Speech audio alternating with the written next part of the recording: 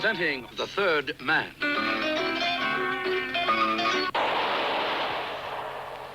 That was the shot that killed Harry Lime.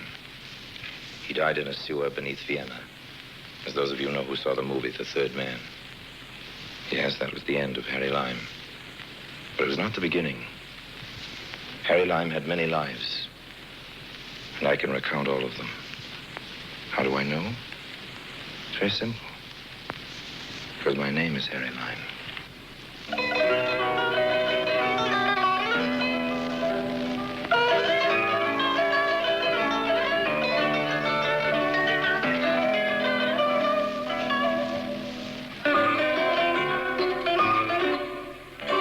Did I ever tell you about the time when I outwitted 3 very suspicious Wall Street investors at a net profit to yours truly of 55,000 American dollars? No? Well, I will sometime. Anyway, because of that little caper, I decided that an ocean trip would be good for my nerves and for the nerves of some half-dozen New York detectives.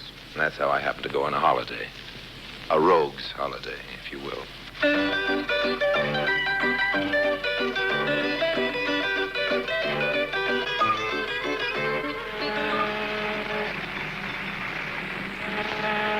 Very pleasant. A day or so out of New York, aboard the Queen Anne, bound for Southampton. I was on the passenger list as J. Harrington Lime. I ate, of course, at the captain's table, remembering how I'd put the investments of those 3 Wall Street brokers in my own personal piggy bank. Whenever I was asked... And what business are you in, Mr. Lime? I would smile to myself and answer, I'm an investment broker, Lady Barbara. It is the Lady Barbara Folliot, isn't it? Yes, of course. I thought we'd met. Aren't you also sitting at the captain's table? Yes, that's right. And I seem to remember that there's an empty chair at the table next to yours. You're not traveling alone. It's of no importance.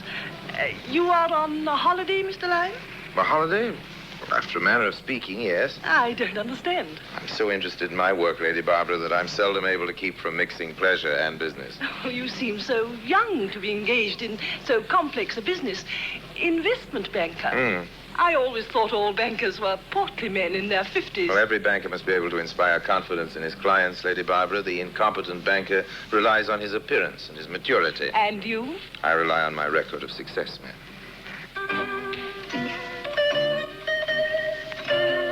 No hurry.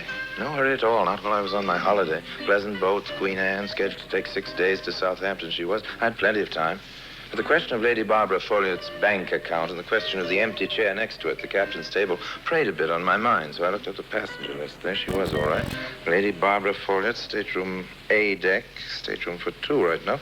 But all it said was, and companion. And companion. What did that mean? Not a husband, surely. Looked up the steward for his stateroom. Yes, sir. Steward, you're in charge of the staterooms along this corridor, aren't you? Yes, sir. Yes, now, number 6. I believe that's Lady Barbara Folliot's stateroom, isn't it? I believe Yes, so, now, I sir. was wondering, just idle curiosity, you know, on the passenger list, she's down as traveling with a companion. But he doesn't say who the companion might be. You don't, sir? Steward. Yes, sir. Here, take this for your trouble. Thank you, Now, sir. then, would you tell me who her companion is? No, sir. Not me, sir.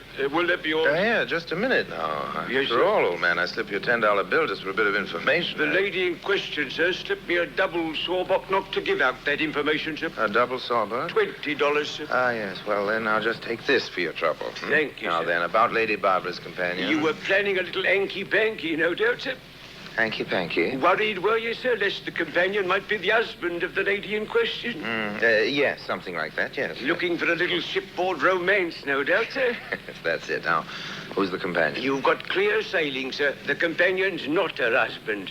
Matter of fact, sir. Yes? Take my advice and wait till the companion's got her sea legs, sir. A lot cuter, the companion, than Lady Barbara, sir. Oh, thank you, Stuart. Not at all, sir.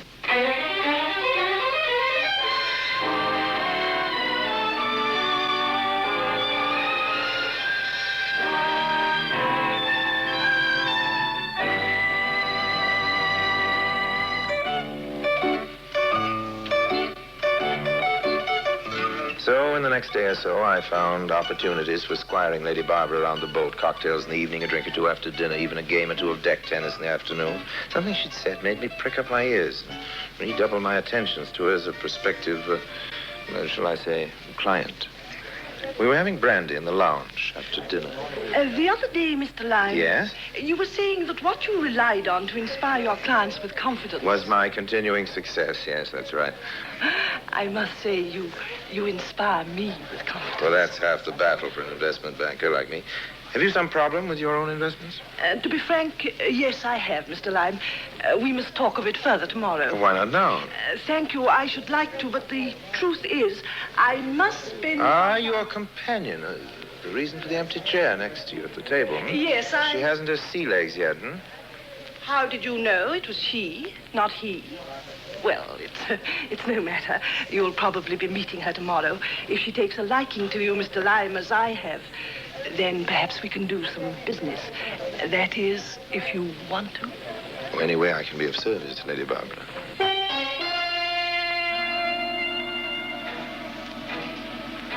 Next morning, I ran into their steward, and he told me that both ladies were out promenading. With some caution, I went looking for them. True, I was on holiday, but still, if I could turn my hand to a piece of business. Besides, I was curious about this mysterious companion whose name was not even carried on the passenger list.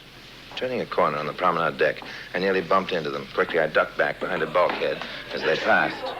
Que pourrais-je faire? C'était drôle, hein? Tu es rigolo, ma princesse. Ma princesse. So, her companion was a princess. Oh. For the rest, I'd seen that she wore a veil close over her hair and face, but no veil could conceal that beauty. And I'd seen something else that interested me, too. A string of pearls, matched pearls. I maneuvered into position for the next round on the promenade. Lady Barbara. Oh, good morning, Mr. Lyme. Anne, this is the nice man I've told you about who's been so kind to me. Mr. Lyme, this is Miss Jones. How do you do, Mr. Lyme? I am pleased to meet you. Miss Jones? Such an ordinary name for such an extraordinary young lady. He makes nice speeches, Barbara, just as you said he did. Perhaps you'll permit me to join you?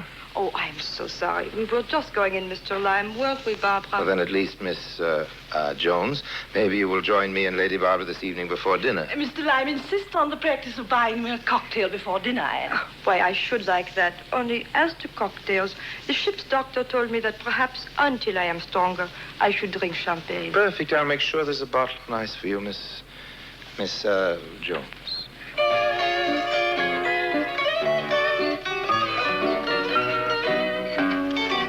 Jones, eh? I was sure that while that name Jones was a phony, the pearls weren't. This was promising to become one of the more profitable holidays I'd spent. That evening, I was in the lounge early, a bucket of iced champagne by my side. Now, why do you always pause, as if you do not remember my name? Oh, my apologies. Very rude of me. I'm awfully sorry. I accept your... Oh! What is it? Oh, my string of necklace. It broke. Oh, my pearls. Oh, here, look out. Just hold still. You know how many of them there were? Now, don't move. Yes, there were 64. Just so we can make sure none of them have rolled onto the... Here. Here's another. Oh, such a stupid thing. No, I really must apologize. Please. Here's another. Steward. No, it is all right. I think that's all of them. Let me see. Quickly, that's 5, 10, 15. Yes, sir. Just hang on a second, will you? The lady's string of pearls broke. Maybe that 1 or 2 are still missing First time I somewhere. have never done such a betise, such a foolish thing. 55 and 5 is 60, and 1, 2, 3, 4. Yes, that is the whole lot of them. Thank you, Stuart. Lucky thing, ma'am. Oh, Mr. Lyme, do me a great favor. Anything at all. I say you're sure they're all here. Oh, yes, sure. Take them, will you? You have an envelope, perhaps, or a safe pocket? Take them for me to the little jewelry shop. You know the one right on the step. Oh, sure. I know the shop, but... Maybe it's still open. You can have the man restring them properly on a strong new string. Or would you do that? Well, I'm not sure I like the idea, really, of wandering around the ship with a handful of loose pearls. These look like the real thing. Oh, no. They will be perfectly safe. Now, won't you? For me, such a little favor. If the shop should still be open, please? Leave you? Oh, I shall sit here quite quietly, just thinking how lucky I am that you were with me when the string broke, till you return. All right? All right. I'll be back as soon as I can.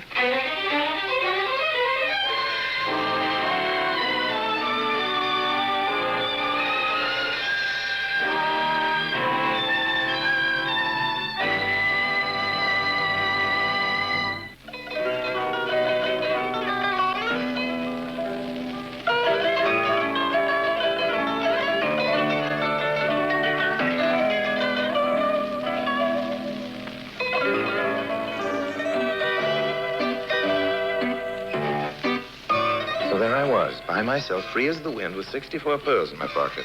Even one of them, one of the bigger ones, be worth, well, 5,000 pounds. Something like that. Nice sum.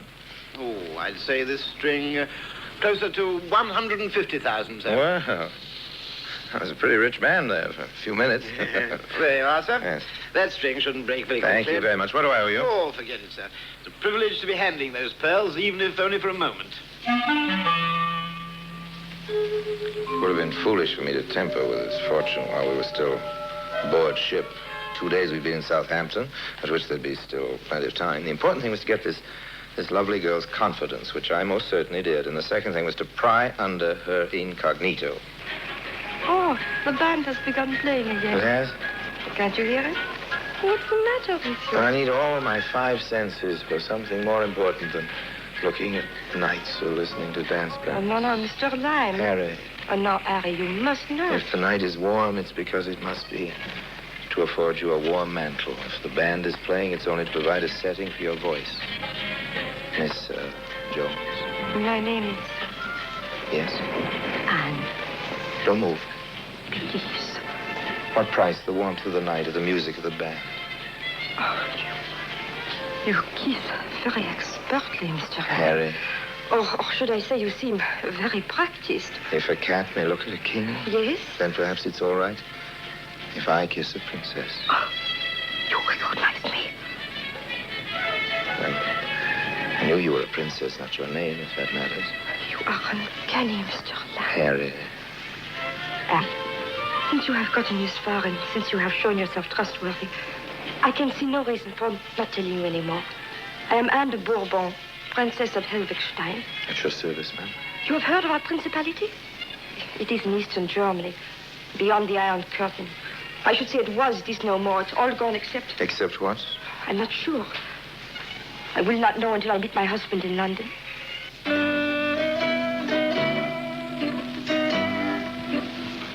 She was gone, just like that. At least I knew now who she was. Whether I'd be able to find her again in London, whether I'd frightened her away, and with her my chance at that string of pearls by letting her know that I knew she was a princess, all these things I was a little nervous about. Till next day, just as I was getting ready to disembark in Southampton, Lady Barbara came up to me rather quickly. Mr. Lime, here, a note. A note from... Read it, please. As you said, a cat may look at a king. It might be interesting and fun to experiment once more with your other statement, the one about a princess. There was no signature, but none was necessary.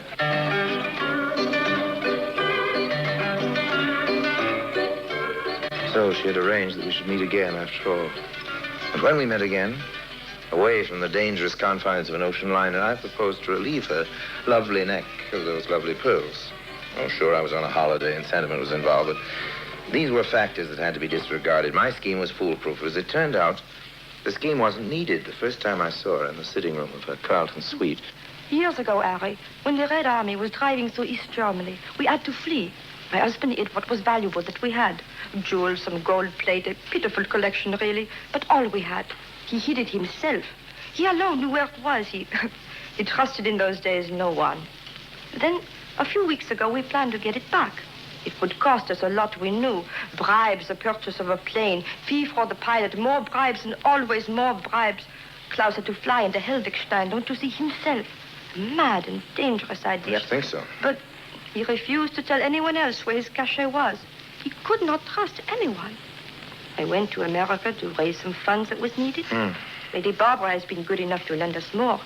But just today, I have learned that even more is needed. More money? How much do you need? 10,000 American dollars. It is too much? No, I don't think so. No, certainly not. And see, for security. Oh, For no. security, on your loan, here. You will take this. My pearls. You have already once guarded them well. Oh, please, I wouldn't dream of... Yes, I insist. Otherwise, I will not even ask you for the loan of the 10,000 American dollars. Oh, well, if you insist. Here, take them.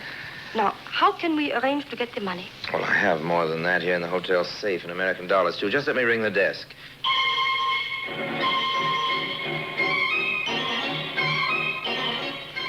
A Trip downstairs in the lift, elevator to you, back up again to my room and over to hers. I handed her 10 bills. She handed me the pearls. We smiled, shook hands on the deal, and I walked out of her room with a fortune in my pocket.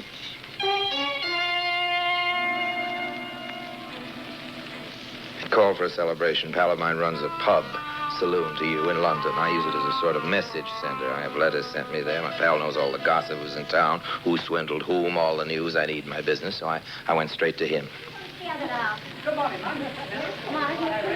Harry, I haven't seen you for months. Afternoon, Barney. Give me a whiskey and soda, double whiskey and soda. None of your bar whiskey. There's something good. One for yourself. I'm celebrating. So am I, man. So am I. I'm celebrating your return. Well, good. How long you been in England? Just a little while. Too hot for you in the States, was it? Look, can we have a drink somewhere in private? Yeah, sure. Why not? Follow me. Got onto something good, have you? I'll be leaving London pretty quick, Barney. I have to go to Europe, France, I guess maybe Italy. Why, you've only just got here. I pulled a quick one. They may be looking for me in London sooner than I like to think. Uh-huh. What for? Unless it's something you think I should know about. Look, Barney. Well, now, aren't they beauties? Real thing, aren't they? I had them priced by a jeweler who said he'd ask £150,000 for them. Oh, that should keep you in cigarettes for a week or two. Not bad. Not bad at all. Not half bad. Not, in fact, a quarter better. Let me have a look. Do you mind? Look them over all you want, Barney. Our fence in Paris somewhere. This is your last look, old man. Uh-huh. Where did you say you got him? Off a German princess. She gave them to me as a security on a loan. Mm-hmm. German princess, is it? Yes, French-born, I think. French-born, you think? Yes. Name of what? Anne de Bourbon, Princess of Elvigstein. Yes, very good. What's so funny? What's so very funny? Anne de Bourbon. Princess de Elvigstein. All right, old man, all right. Better let me in on the joke. I thought these pearls looked funny, although you said they weren't gem. You're crazy. Well, Barney, I had them priced myself. Maybe you had some pearls priced, but not these, my boy. You've been had. The oldest trick in the world. Pulled on you, Harry Lime. Now, you're lying. Now, don't try to pull your tricks on me, Barney. A joke's a joke, but... Oh, I don't have to. It's been pulled already. Harry, me bucko, I know who Andy Bourbon is. I know who the Princess von Elwigstein is, too. She's a slick little article. Oh, no. But she ain't German. She's not French-born, and I don't think you'll ever find any Elwigstein on no map. She's Doris Jones. Oh. That's who she is. And she was born right here in Clapham. That's where she was born. And she took you and shook you.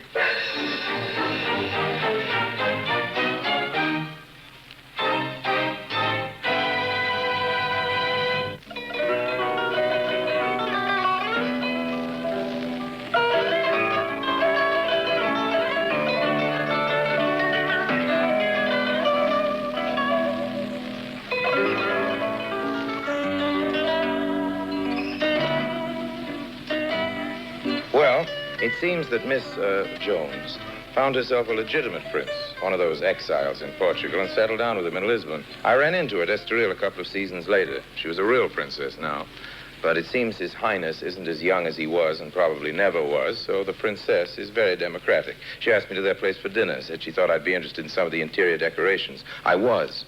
She complimented me on my nice set of pearl studs, which she recognized, and showed me into the cloakroom, which was entirely wallpapered in American $10 bills, or a reasonable facsimile. I recognized them.